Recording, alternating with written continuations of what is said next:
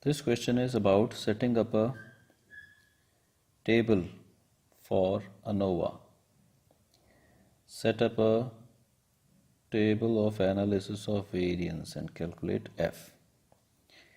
So first let us make a basic format of the table that we need for ANOVA, and then we'll make some calculations and see how we find those values. So here is the format that we'll be needing to set up the ANOVA table. We'll be needing here will be our last column. This is the format of the table setup for ANOVA.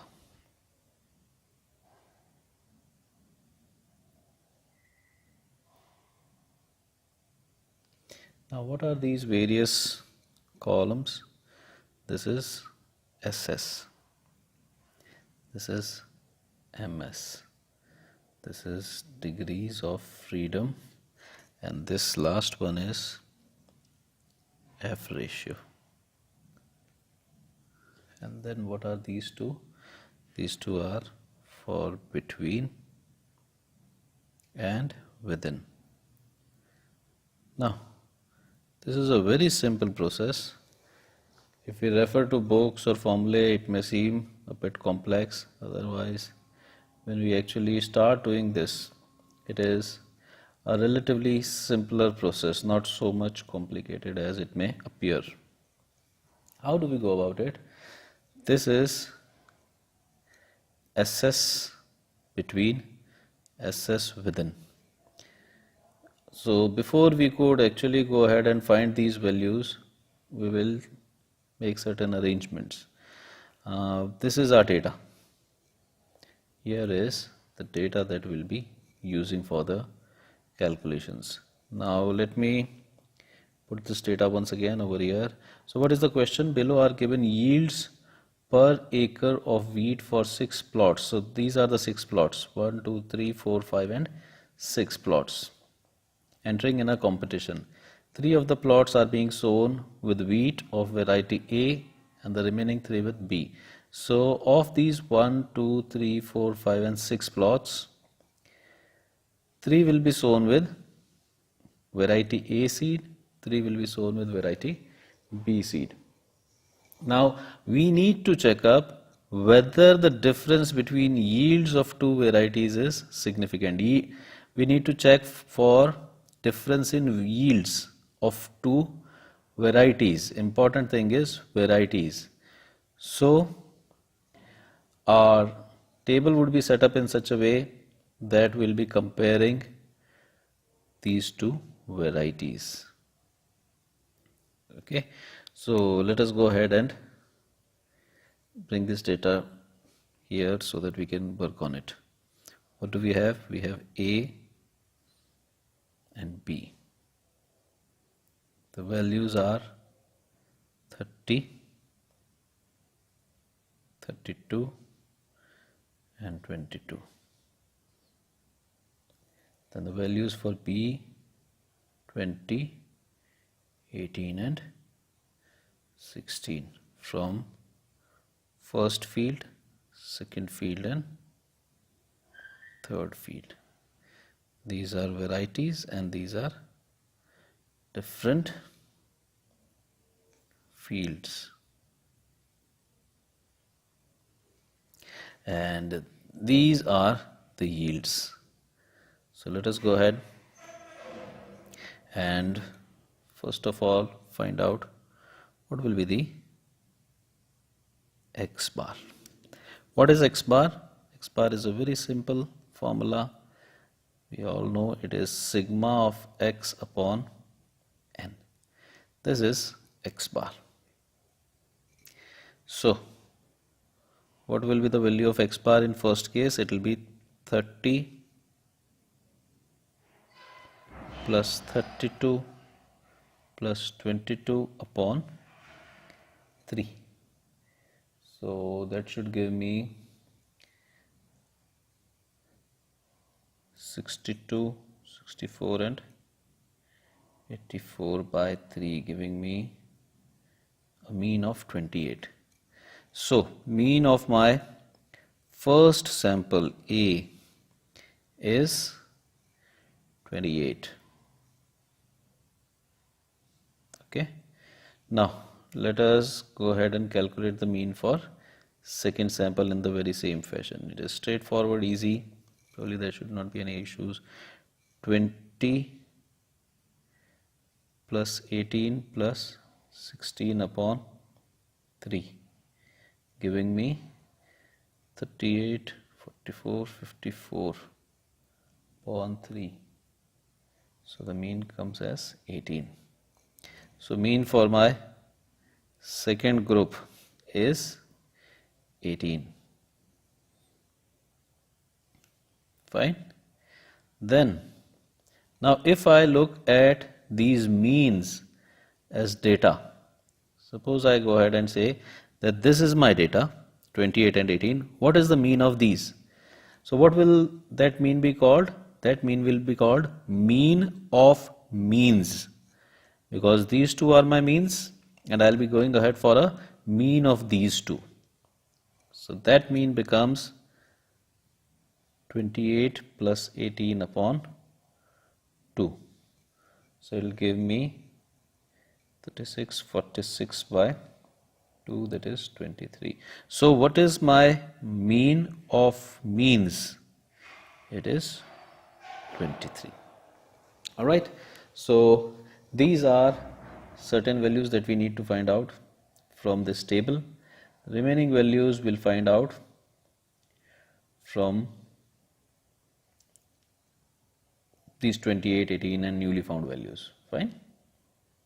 Sorry. We'll make use of these values. Now, what is the formula for SS between? What is this? This is SS between, right? And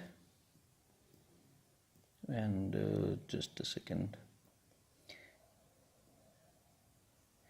This is SS between.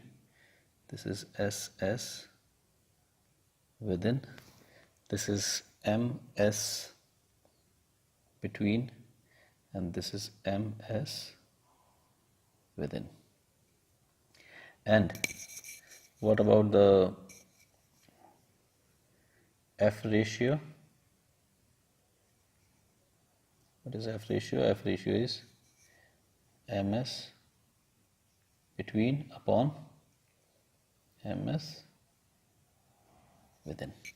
This is my formula for F ratio. What are degrees of freedom for between? They would be K minus 1. Degrees of freedom for within would be N minus K. What is K? K is number of samples. How many samples do I have? A and B.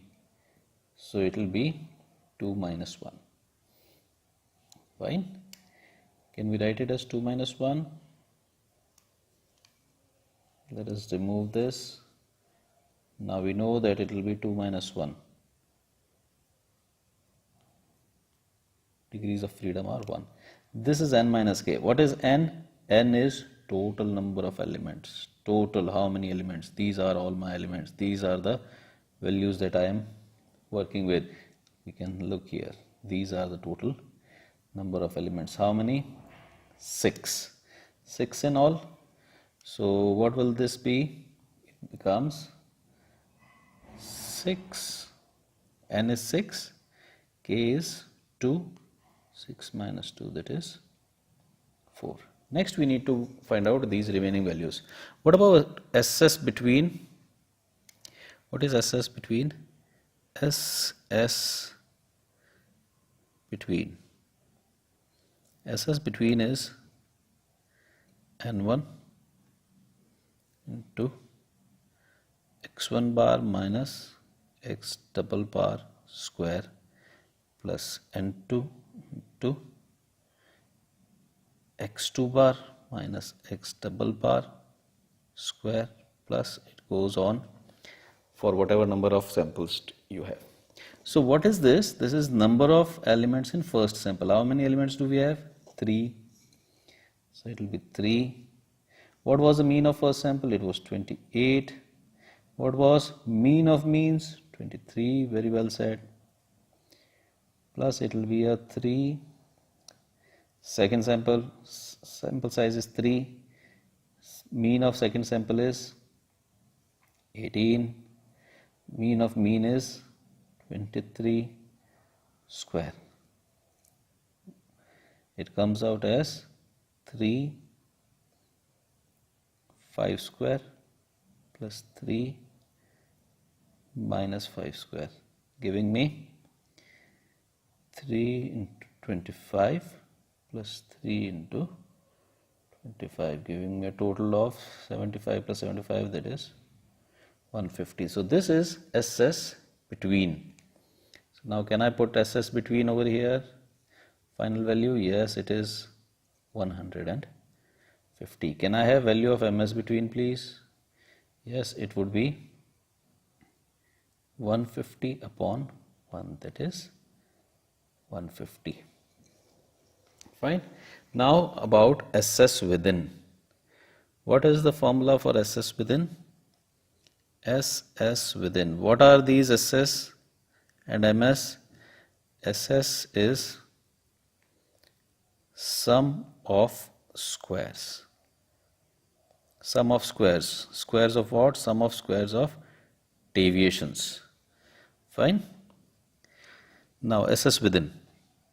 What is SS within? SS within is x11 minus x1 bar whole square plus x12 minus x1 bar whole square plus x13 minus x1 bar whole square plus x21 minus x2 bar whole square plus x22 minus x2 bar whole square plus x23 minus x2 bar whole square. So what are these x11, x1 bar, etc.? These values are very obvious. x1 bar, x1 bar, x1 bar. What is x1 bar? This is my x1 bar. x2 bar, x2 bar, x2 bar. What is x2 bar? It is mean of second sample, which is 18. So certain values are very straightforward. We can just go ahead and find those values. Then what about this x11? x11 is first value of first sample. This is first sample and first value of this sample. What is x12? First sample, second element. First sample, second element. What is x13? First sample, third element. So is that fine? Now similarly, can we have these remaining values? Second sample, first value, second sample, second value, second sample, third value. Fine. So this is how we can find out all these values. It is very straightforward, very easy. Let us go ahead and just put these values. x11, what is x11? It is 30. It will give me a 30 minus x1 bar is 28. Then x12 is 32. So next value would be 32 minus first mean is 28. Third value is 22 minus 28 square. Then what about these remaining values? These are, we have x21, which is 20 minus 18 whole square. Then x22, that is 18. 18 minus 18 whole square. And last value is, what is the last value? x23. What is x23? Second, third. So x23 is 16 minus 18 whole square. If we go ahead and solve it, what do we get?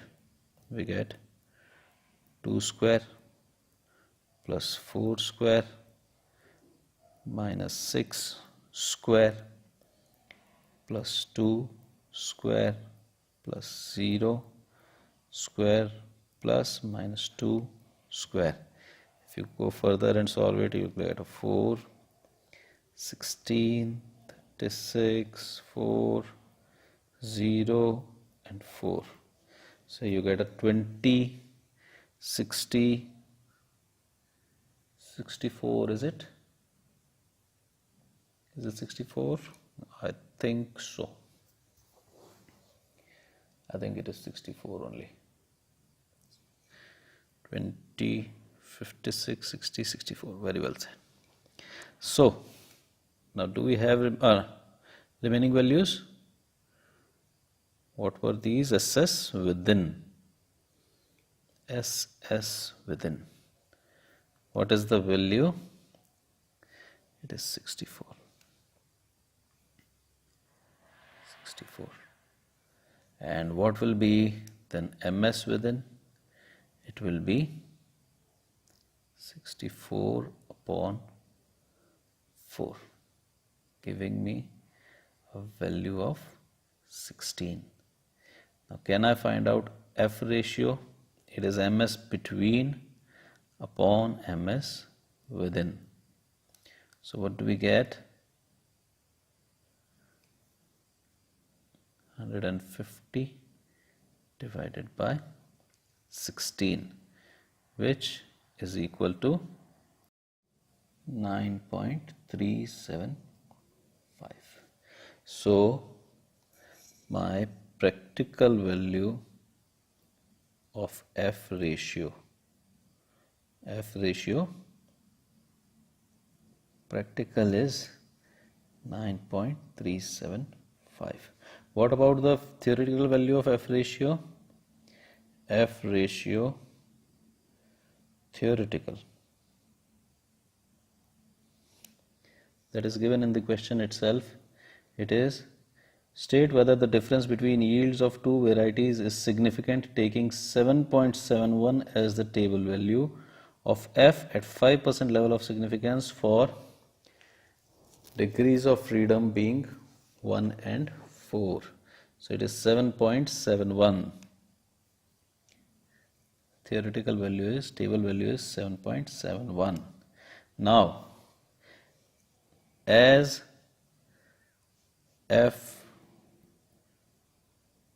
ratio practical is not less than, in fact it is greater than F ratio theoretical.